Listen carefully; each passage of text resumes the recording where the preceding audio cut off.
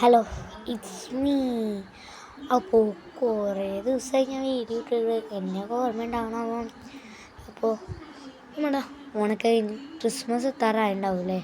അപ്പോൾ ക്രിസ്മസ് എത്താറായപ്പോഴാണ് എൻ്റെ പൂന്തോട്ടത്തിൽ കുറേ അടിപൊളിയുള്ള ചെണ്ടുമല്ലിപ്പൂവിൻ്റെ മഞ്ഞ ഉണ്ടാവും. കുറേ വിരിഞ്ഞിക്കുന്നുണ്ട്. ഒരു ചെടിയിൽ തന്നെ കുറേ ഉണ്ട്. നല്ല ഭംഗിയാണ്. പക്ഷേ കഴിഞ്ഞിട്ടായിരുന്നു വന്നേന്നുള്ളൂ കേട്ടോ.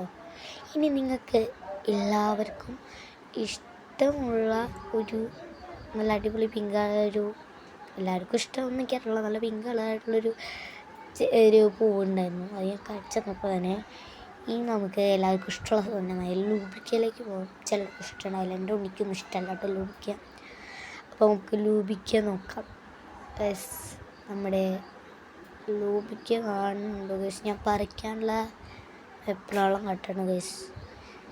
അപ്പോൾ നമുക്ക് പറിക്കാൻ ഒരു ലൂബിക്ക ഞാൻ പറിച്ചിട്ടുണ്ട്. നല്ല അടിപൊളി ചുമന്ന ലൂബിക്ക, നല്ല അടിപൊളി ലൂബിക്ക. എനിക്ക് വളരെ ഇഷ്ടമാണ് ലൂബിക്ക കേട്ടോ. ഉപ്പിലിട്ടാണ് കൂടുതൽ ഇഷ്ടം. കണ്ടോ ലൂബിക്കകളാണ് പഴുത്ത നല്ല ലൂബിക്ക. ഞാൻ ഇതിന് മുമ്പേ ഒരു വീഡിയോ ഇട്ടിട്ടുണ്ടായിരുന്നു, പച്ച ലൂബിക്കയാണ്.